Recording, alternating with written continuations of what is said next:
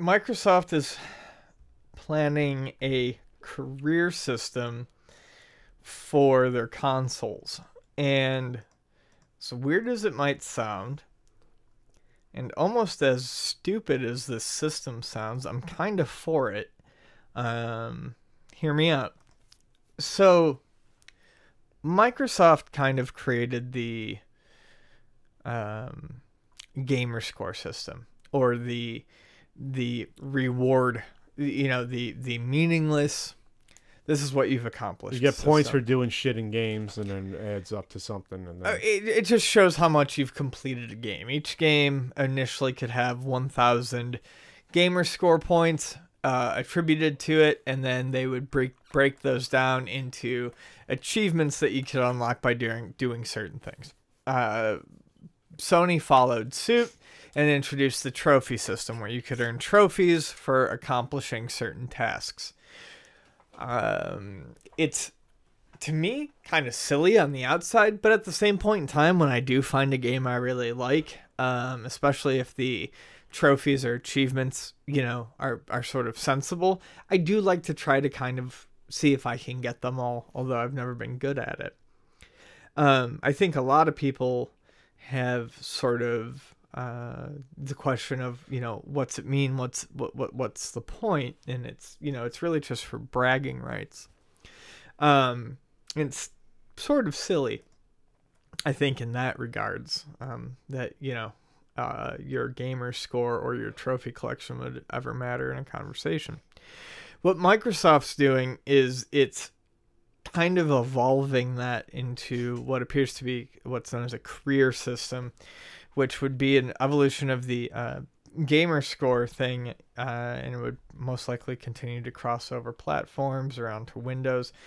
And essentially it's going to kind of leave the gamer score behind, but it's going to give you experience points for basically achievements like you would have gotten on normal games, but for continuing to get better at one game. So if you only bought, say, Overwatch for your Xbox One, you get really good at it. In the past, you could only unlock maybe 1,000 gamer score for it. With this, you can continue to earn rewards or recognition for how good you are at it. But in addition, they're going to finally throw in some unlockables for your avatar and stuff like that. Sure. Loot crates for your avatar, costumes for your, loot box. Your loot boxes for your icons online and stuff. And it's all silly, but at least it finally, for some people, translates into, I don't know, some sort of return. Okay. I mean, as long as these systems are going to be around, I mean, I'm not, as silly as it sounds to me, I'm not going to fault Microsoft for throwing something back at them for doing this. Because at least then you feel like, hey, I'm working towards something. I played for 45 hours. I didn't just throw away my entire weekend. I get a little hat. I get a for unicorn. my avatar. Yeah, exactly. I mean, it's just, I mean, like I said, it's something more than, supposed bragging rights, especially if those bragging rights don't mean anything to you.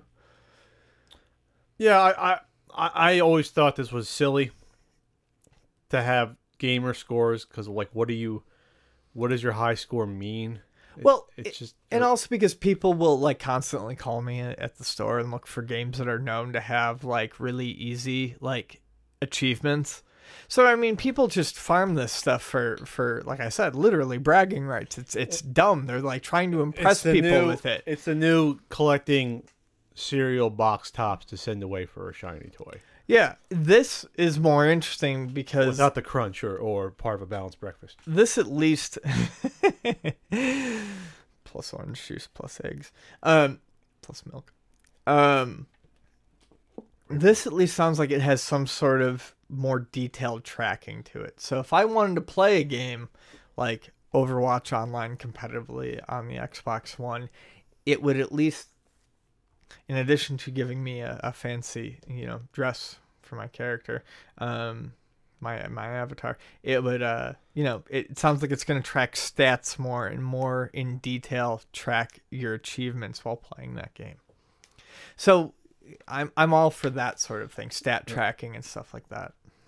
This quote is from what's this guy's name? Ybarra. He said, "We're going to go big in the area of letting people show off and represent their gaming history and the type of gamer that they are, far more than we do with Gamerscore."